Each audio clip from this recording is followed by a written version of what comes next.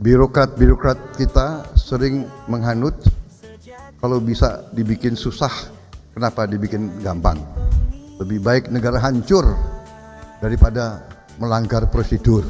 Pemimpin-pemimpin politik harus punya will, kehendak untuk tidak mengkriminalisasi para pelaku, para pimpinan eksekutif di lapangan yang ingin mengejar keberhasilan untuk bangsa dan rakyat Indonesia. Kalau pakai teori dari Harvard, mungkin ini salah. Tadi yang Pak Amran bilang, ya sudah, kalau nanti saya diperiksa oleh BPK atau nggak ada masalah, saya tanggung jawab. Saya ingin Indonesia berdiri di atas kaki kita sendiri. Kami generasi yang harus minggir. Kami mau pinggir sesudah kita perkuat landasan menuju transformasi bangsa Indonesia Emas 2045. Saudara-saudara sekalian, untuk anak-anak muda, masa depan kalian gemilang, tapi kalian juga harus kerja keras. Tidak ada keberhasilan tanpa perjuangan, tidak ada kemenangan tanpa pengorbanan. Mari kita bekerja sama, mari kita rukun dan selalu rukun, bersatu kita bangkit, saudara-saudara sekalian. Ekonomi kita ekonomi Pancasila, demokrasi kita demokrasi Pancasila, yaitu kita berdemokrasi, berpolitik di antara keluarga kita sendiri. Semua partai adalah kawan kita, semua partai kita ajak membangun Republik Indonesia. Saudara-saudara, tadi masukan dari 3 pakar kita sangat bermanfaat. Sekarang saya akan memberi sedikit overview, sedikit pandangan, ya. Tentunya kita selalu kembali kepada Undang-Undang Dasar kita 1945. Kita harus selalu berpijak dari landasan kita, yaitu pembukaan Undang-Undang Dasar kita, di mana sangat jelas tujuan nasional kita dicantumkan. Tujuan nasional pertama, melindungi segenap bangsa Indonesia dan seluruh tumpah darah Indonesia. Kemudian memajukan kesejahteraan umum, mencerdaskan kehidupan bangsa, kemudian melaksanakan ketertiban dunia yang berdasarkan kemerdekaan, perdamaian abadi dan keadilan sosial. Saudara-saudara, saya kira kita sudah memahami benar-benar bahwa negara kita sangat besar, negara kita diberi karunia yang sangat besar oleh Yang Maha Kuasa, kekayaan kita luar biasa, sehingga sangat mungkin kita mencapai apa yang kita cita-citakan, yaitu yang kita sebut Indonesia Emas 2045. Target Indonesia Emas 2045 yaitu setelah 100 tahun kita mulai merdeka atau menyatakan kemerdekaan,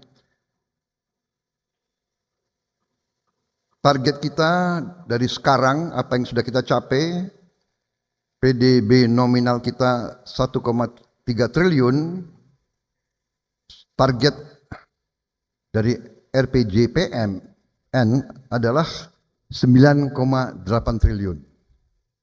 Kemudian yang sekarang kita ranking PDB dunia adalah 16 besar dunia, target kita adalah menjadi 5 besar dunia. Kemudian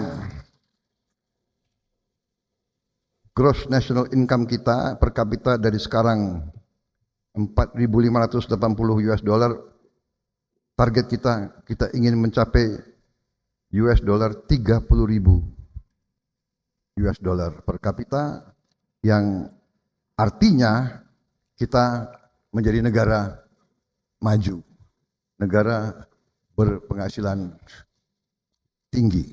Bukan kita terperangkap dalam suatu jebakan atau trap, middle income trap.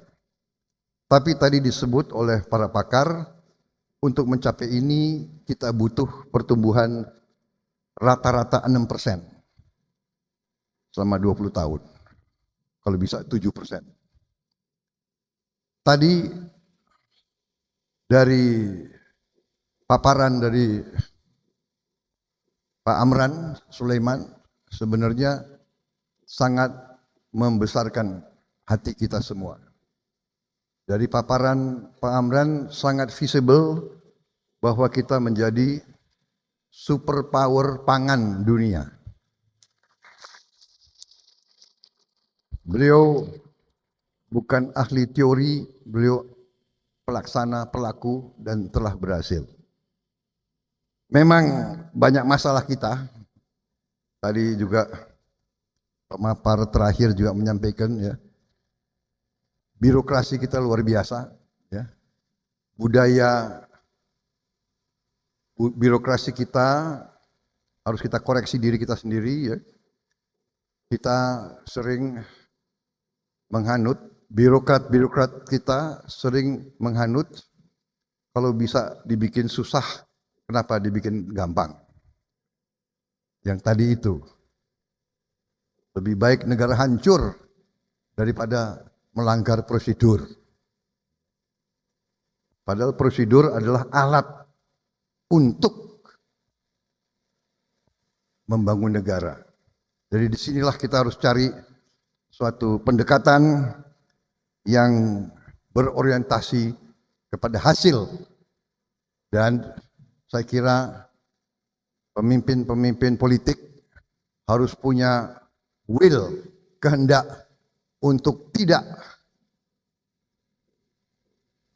mengkriminalisasi para pelaku, para pimpinan eksekutif di lapangan yang ingin mengejar keberhasilan untuk bangsa dan rakyat Indonesia. Sekarang masalahnya, apakah kita bisa menghasilkan sasaran yang kita perlukan, pertumbuhan 6% lebih. Kalau kita lihat tadi paparan Pak Amran, ada 24 juta rawa yang tidak termanfaatkan. Kita bisa merubah menjadi lumbung pangan bangsa Indonesia, dan menurut saya lumbung pangan dunia, saudara-saudara sekalian. Kita bisa bayangkan 11 juta hektar. Dengan 11 juta hektar, kita tidak saja swasembada pangan, tapi kita juga swasembada energi. Dan juga kita bisa memiliki energi terbarukan, karena ini akan terus-menerus kita bisa produksi dan bisa mengurangi pencemaran lingkungan. Karena ini adalah dari tanaman. Ini adalah biofuel. Saudara-saudara. Sekarang kalau kita lihat bagaimana kita akan mencapai langkah-langkah ke depan. Kita bisa lakukan itu terus terang saja karena fondasi kuat di bidang ekonomi yang telah dibangun oleh kepemimpinan Presiden Joko Widodo. Di Indonesia kadang-kadang kita tidak berjiwa besar untuk mengakui keberhasilan anak bangsa kita sendiri. Saya tidak tahu dari mana budaya kita, ya kan? Kita kadang-kadang terlalu kagum dengan orang asing, prestasi asing. Kalau ada prestasi bangsa kita sendiri, kita seolah kurang mau hormat, kurang mau mengakui, dan bahkan condong untuk mencari kelemahan-kelemahan. Kelemahan pasti ada. Kalau kita lihat dari PDB nominal kita 2014 dari 890 miliar US dollar sekarang 1,3 triliun. Tapi tidak ada yang atau sedikit yang menganggap bahwa ini prestasi.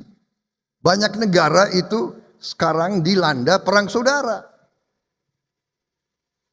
Dengan perang saudara di Sudan, di Somalia, di Libya, di Mali, bagaimana bisa mencapai pertumbuhan PDB?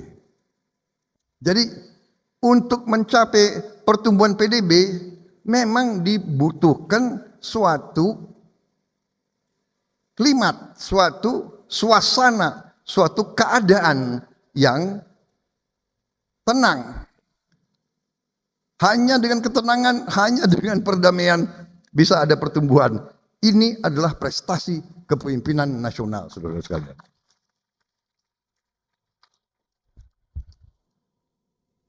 Dari gross national income kita per kapita 2014 3.600 naik jadi 4.580. Jumlah penduduk miskin menurun. Neraca perdagangan dari minus tahun 2014 sekarang surplus 54 miliar. Cadangan devisa juga naik 137 miliar dolar sekarang. Ini suatu terobosan, saya kira suatu prestasi, dan ini terus terang aja juga hasil daripada kebijakan-kebijakan, langkah-langkah gubernur-gubernur bank sentral kita. Ya, jadi ini menunjukkan kalau semua komponen, semua elemen bekerja sama dengan baik, kita bisa merubah arah pembangunan kita. Saya masih ingat kalau kita lihat angka-angka tahun 90-an, selalu cadangan devisa kita tidak pernah di atas 50 miliar dolar. Tidak pernah, jarang sekali. Dan itu kerentanan. Bahkan bisa kita nilai bertahun-tahun terjadi apa yang kita sebut net outflow of national wealth. Lebih banyak uang kita keluar daripada tinggal di Republik Indonesia. Saudara-saudara sekalian, fondasi solid ekonomi membuat kita sekarang produsen kelapa sawit nomor 1, produsen perikanan tangkap nomor 2 di dunia, produsen nikel nomor 1 di dunia, dan hal-hal lain yang perlu kita anggap sebagai prestasi bangsa. Saudara-saudara, sekarang kalau memang kita ingin mencapai Indonesia Emas 2045, caranya bagaimana? Adalah keyakinan kita sebenarnya, dan ini yang menjadi pegangan dan keyakinan saya dalam saya menghadapi ekonomi politik kebangsaan, bahwa kita harus percaya bahwa mazhab kita, formula kita, rumus kita harus yaitu ekonomi Pancasila. Apa itu ekonomi Pancasila? Apa ekonomi Pancasila sekedar slogan? Ada yang mengatakan ekonomi Pancasila itu slogan, tapi ekonomi Pancasila sebenarnya adalah ekonomi yang didasarkan kepada prinsip-prinsip dan nilai-nilai yang ada dalam filosofi bangsa kita. Bahwa ekonomi kita adalah harus didasarkan kepada nilai-nilai religius dan yang dapat mewujudkan persatuan nasional. Karena itu pemerataan pembangunan. Kita tidak bisa konsentrasi hanya di satu dua daerah. Kita tidak boleh ada daerah yang tertinggal dari kebijakan-kebijakan nasional. Ekonomi kita juga harus menjunjung tinggi kemanusiaan. Kalau ekonomi neoliberal kapitalistis berpandangan bahwa pemerintah itu sebagai wasit, pemerintah tidak boleh intervensi untuk membantu orang miskin. Kalau dalam faham kapitalisme murni, kalau pemerintah mensubsidi, membantu orang miskin dapat sembako, itu dianggap membuat mekanisme pasar tidak bekerja secara alamiah. Itu pandangan ekonomi neoliberal. Pandangan kita tidak bisa bahwa seluruh rakyat kita itu adalah tanggung jawab kita. Saudara-saudara sekalian. Jadi saudara-saudara, ini harus ada keberanian bagi kita bahwa belum tentu rumus bangsa-bangsa lain cocok untuk kita. Kita tidak mengatakan bahwa mereka salah, untuk mereka mungkin benar. Karena kalau kita lihat faham kapitalisme neoliberal mengatakan dasar mereka adalah greed. Greed, keserakahan. Mereka mengatakan greed is good. Ini bertentangan dengan nilai kita. Ya. Insentif profit benar. Tapi tidak bisa kita andalkan kemajuan bangsa, pembangunan bangsa atas dasar greed, atas dasar keserakahan. Itu tidak bisa. Sehingga kalau kita benar-benar mau melaksanakan, mencapai Indonesia Emas, satu-satunya jalan adalah kita harus yakin dan bertetapan hati bahwa dasar kita harus ekonomi Pancasila. Ekonomi yang berpihak kepada kepentingan nasional. Saudara-saudara, kita adalah negara hampir 300 juta, keempat negara terbesar di dunia, punya sumber alam yang begitu banyak strategis. Tapi kita belum punya merek, brand, mobil buatan Indonesia. Padahal kita beli 1 juta mobil tiap tahun. 1 juta mobil tiap tahun. Kalau kita pakai teori bisnis barat, ya, tidak mungkin kita punya mobil buatan Indonesia. Kenapa?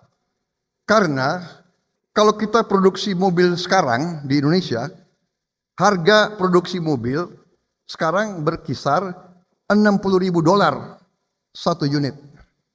Sedangkan ada beberapa negara yang bisa produksi mobil dengan harga $12.000. Karena mereka sudah punya industri mesin, industri chassis dan sebagainya. Sekarang keputusan kita sebagai pengambil keputusan, apakah kita akan serahkan pasar Indonesia kepada semua produk asing? Atau kita ambil kebijakan, kalau menurut saya, kalau perlu sekarang kita produksi lebih mahal. Tapi buatan Indonesia, didesain oleh anak Indonesia, pabriknya di Indonesia, pekerjanya di Indonesia.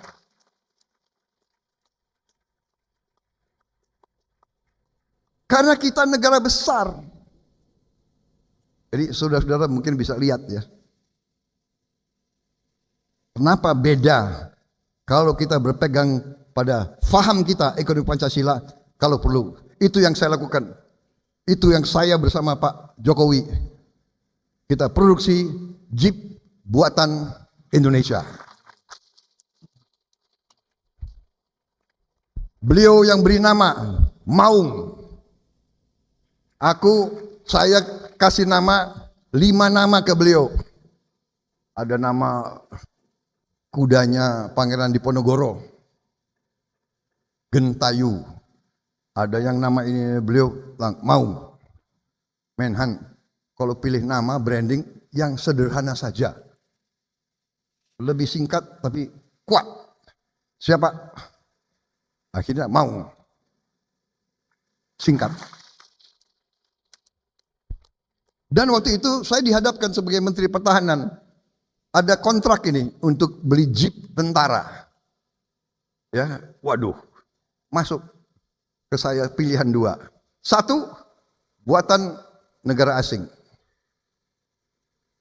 Sampai di kita $20.000. Atau buatan bangsa sendiri masih mahal, $60.000. Tadinya udah yang penting banyak. Tadinya saya sudah mau kasih kontrak kepada yang asing itu, ya, dari sebuah negara. Bisa saya katakan negara India. Tapi lama-lama saya berpikir, waduh, bagaimana ya perwira-perwira Indonesia, ya kan? Komandan-komandan brigade Indonesia, panglima-panglima Indonesia pakai mobil buatan negara lain. Atau buatan sendiri yang agak lebih mahal. Itulah bahwa ekonomi Pancasila adalah ekonomi yang berdasarkan kepentingan nasional Indonesia. Demi harga diri bangsa. Demi rasa pride, rasa bangga, rasa cinta tanah air, kita inginkan anak-anak Indonesia bangga dengan kendaraan yang dibuat oleh putra-putri Indonesia sendiri. Kalau pakai teori dari Harvard, mungkin ini salah. Tadi yang Pak Amran bilang, ya sudah kalau nanti saya diperiksa oleh BPK atau nggak ada masalah, saya tanggung jawab. Saya ingin Indonesia berdiri di atas kaki kita sendiri. Ekonomi kita juga harus ekonomi yang egaliter dan kerakyatan. Kebijakan-kebijakan kita harus berorientasi kepada rakyat banyak. Yang terakhir, ekonomi kita harus berkeadilan sosial. Dan kalau kita lihat,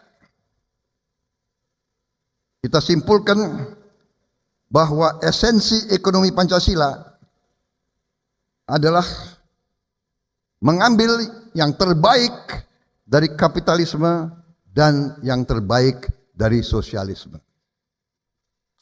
Jadi kalau kita murni kapitalis, membawa hanya manfaat kepada 1%. Yang mereka katakan trickle down, akan trickle down setelah rakyat mati semua. Tapi kalau kita ambil sosialisme murni, ini juga tidak mungkin karena ini adalah suatu utopia. Kalau semua orang sama rasa sama rata, yang kerja dikasih gaji sama dengan yang tidak mau kerja, ekonomi tidak akan jalan. Saudara-saudara. Jadi kita harus ambil jalan tengah. Makanya ekonomi Pancasila bisa disamakan dengan mazhab-mazhab di luar negeri yang mereka katakan mixed economy, mazhab campuran, atau the third way, jalan ketiga. Ada kapitalis, ada sosialis, ini jalan ketiga. Atau the middle way, jalan tengah. Dan itulah kita sebut ekonomi Pancasila. Saudara-saudara, sekarang tokoh-tokoh dunia dari barat pun mengakui bahwa faham kapitalis neoliberal tidak bisa berfungsi.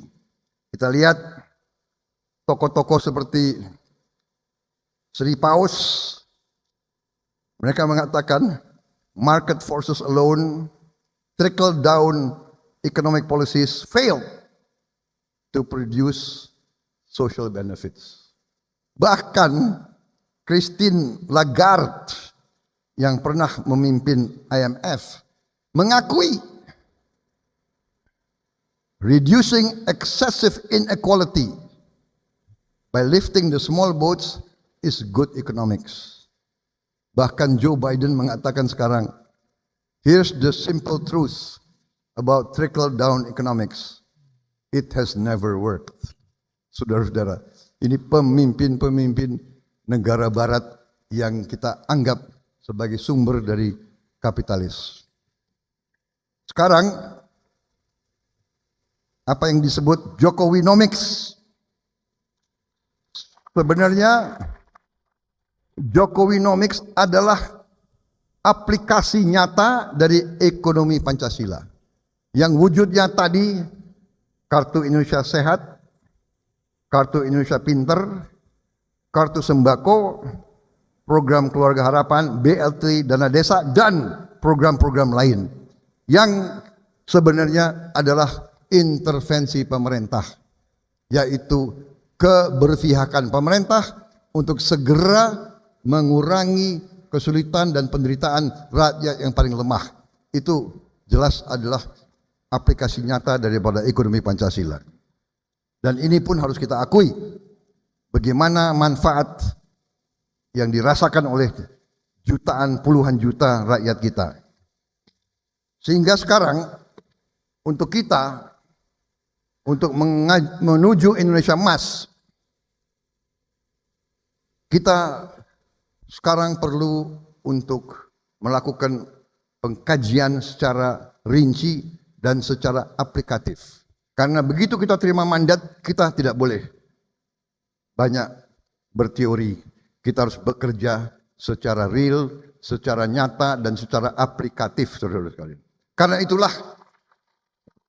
Karena itulah saya telah menyusun dan membentuk apa yang saya sebut kelompok kerja transformasi bangsa. Dan itu akan mengumpulkan pakar-pakar dari semua unsur. Kita ingin mencari the best and the brightest putra-putri Indonesia. Dari manapun, dari kelompok manapun kita kumpulkan. Alhamdulillah, sepintas hanya berapa menit sekarang kita sudah ada bayangan. Setelah saya mendengarkan tadi paparan-paparan, saya tambah optimis, tambah semangat. Saya yakin bukan karena satu orang bisa selesaikan masalah, tidak mungkin. Tapi kalau kita berhimpun, kita kumpulkan the best and the brightest, dan harus kita kumpulkan the best and the brightest, kita bisa mengatasi kesulitan-kesulitan yang tadi dipaparkan. Saya melihat ada 10 fokus yang harus kita siapkan benar-benar. Yaitu tadi sudah disinggung masalah pangan. Saya sekarang sangat optimis, bukan saja kita swasembada, kita akan menjadi lumbung pangan dunia, saudara-saudara sekalian.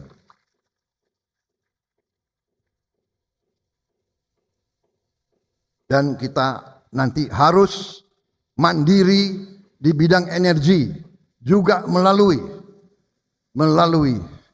pertanian. Dan energi terbarukan. Dan energi hijau yang tidak merusak lingkungan, karena masalah perubahan cuaca adalah masalah yang di tengah kita, bukan di masa depan, di tengah kita, saudara-saudara. Dan kita harus sekarang tadi mengamankan air dan sumber air kita. Saudara-saudara, banyak daerah kita sekarang kekeringan.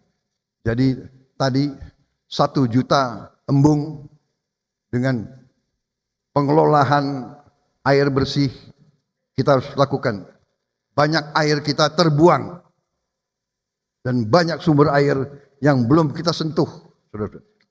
Banyak air terdapat dalam sungai-sungai di bawah tanah yang keluarnya di laut. Dan keluarnya di laut tidak terlalu jauh, antara 50 meter sampai 2 kilo. Bayangkan. Dan kita tinggal mencari titik-titik itu. Dari kepala-kepala desa, kepala-kepala RT di semua desa sepanjang pantai, kita bisa tanya.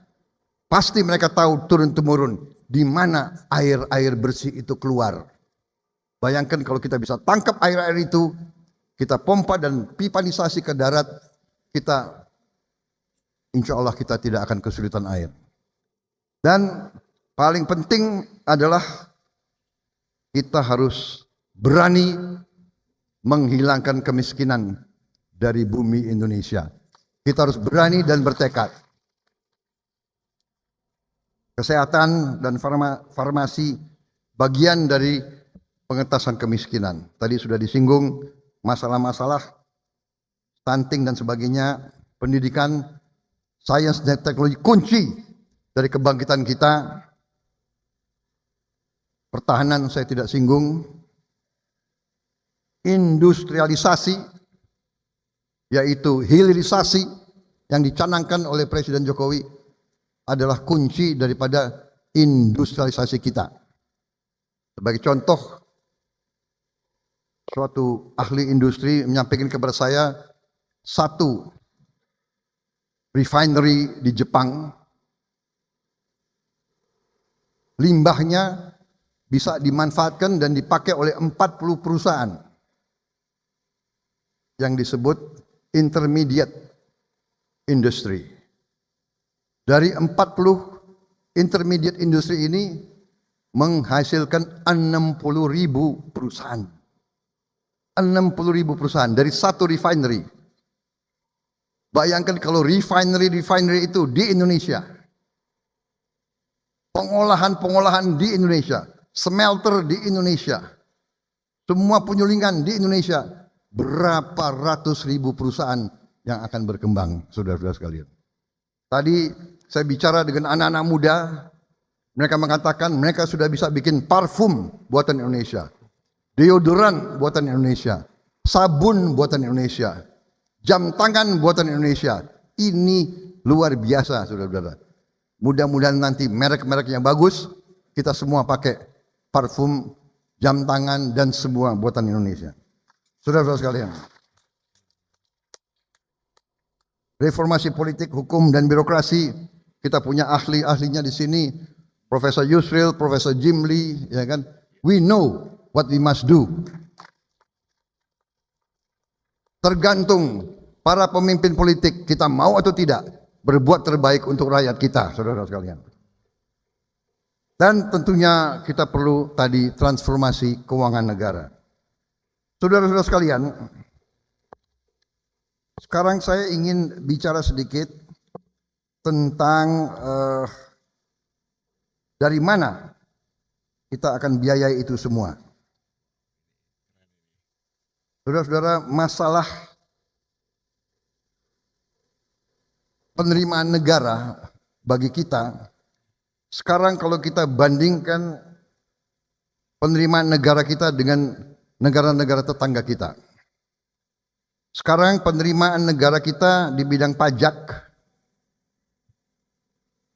bisa dipasang slide-nya? Ya.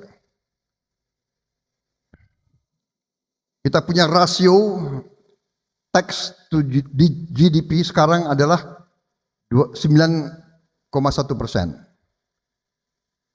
Penerimaan pemerintah dibanding GDP adalah 11,8%. Kita bandingkan dengan Kamboja, mereka 16% tax ratio, 18% government revenue. Malaysia di atas kita, Thailand di atas kita. Bahkan government ratio-nya Thailand 18,5, dan Malaysia 15,1.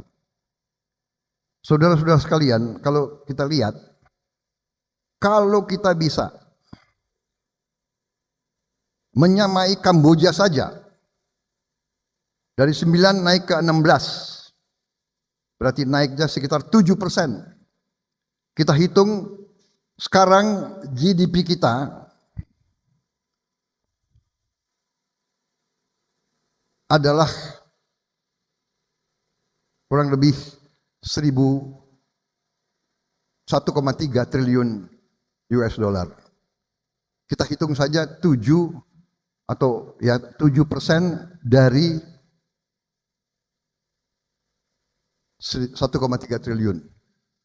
Kita bisa dapat tambahan kurang lebih 80 miliar dolar lebih tiap tahun. Nah, inilah yang bisa tadi mengatasi apa yang disampaikan oleh tadi pemapar terakhir Ibu Ike, ya. Ibu Ike menyampaikan masalah. Kita sudah tahu masalahnya. Sekarang bagaimana mengatasi? Saudara-saudara. Salah satu adalah meningkatkan tadi pajak mencapai 16%. Berarti naik 7% dari sekarang. Dan salah satu yang saya kumpulkan para pakar, salah satu adalah memberi makan siang dan susu gratis untuk semua anak dan murid di sekolah.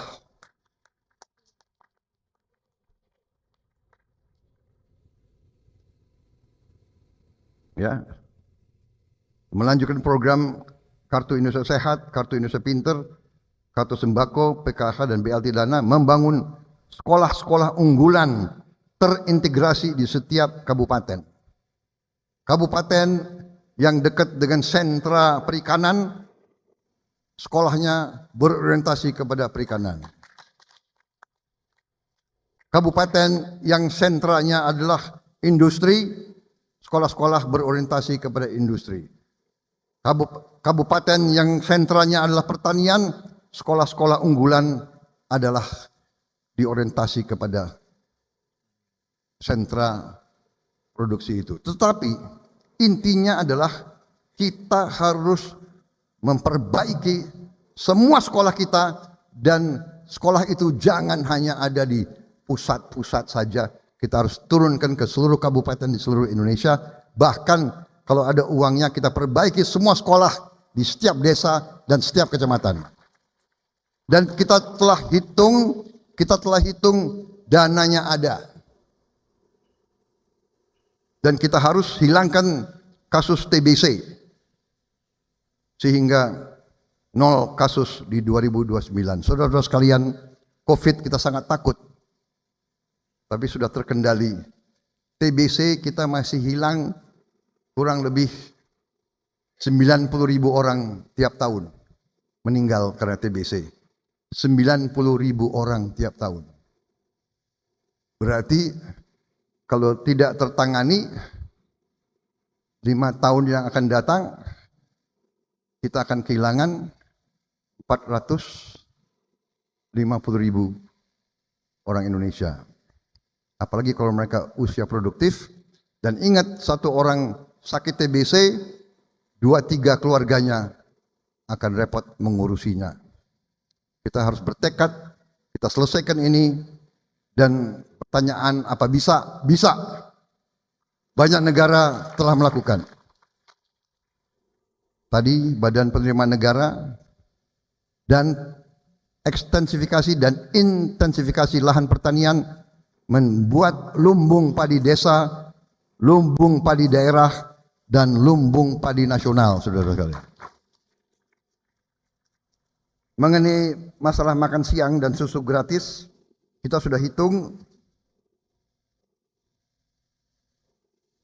jumlah murid SD, pra SD 30 juta, SD 24 juta, SMP 9,8 juta, SMA dan SMK 10,2 juta. Semua murid dari pra SD anak usia dini sampai SMA SMK totalnya 74,2 juta murid. Kita targetnya adalah memberi makan siang dan susu kepada setiap anak-anak itu. Dan ini akan menjawab masalah stunting segera, dan ini akan merubah kemampuan anak-anak kita dalam waktu cepat. Tidak usah banyak teori, tidak usah banyak narasi, tidak usah banyak angan-angan. Kita lakukan ini, Indonesia akan bangkit menuju Indonesia Emas. Dan pertanyaan, apakah mungkin? Nah, ya kan? Pasti ada orang-orang di Indonesia yang selalu tidak percaya kepada kemampuan bangsa sendiri, ya kan? Apa mungkin? Ya kan? Tapi kalau import mungkin, ya kan? Kalau kasih makan anak kita sendiri, apa mungkin? Ya. Nah, untuk itu kita punya pakar-pakar, kita punya Pak Amran, Pak Fuad Bawazir, kita punya semua tokoh-tokoh pinter-pinter itu di situ. Pak Burhan Abdullah, Profesor Sudrajat, kita punya orang-orang pinter semua. Gak usah ragu-ragu. Saking pinter banyak yang sudah jadi botak. Jadi tim saya banyak orang botak. Berarti mereka pinter-pinter. Saudara-saudara sekalian, demikian saudara-saudara sekalian, dari Jokowinomics yang berdasarkan Pancasila, kita percaya kita akan mencapai Indonesia Emas 2024.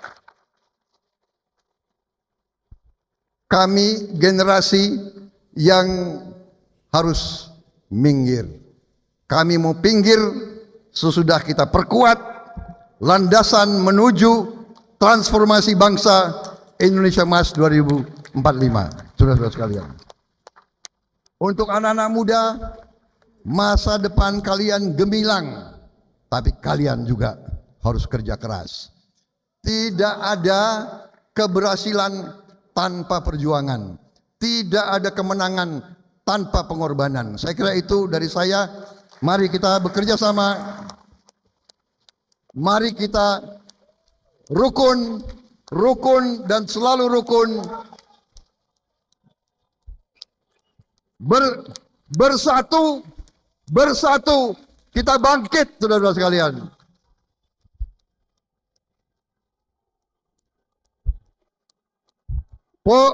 Demokrasi ekonomi kita ekonomi Pancasila.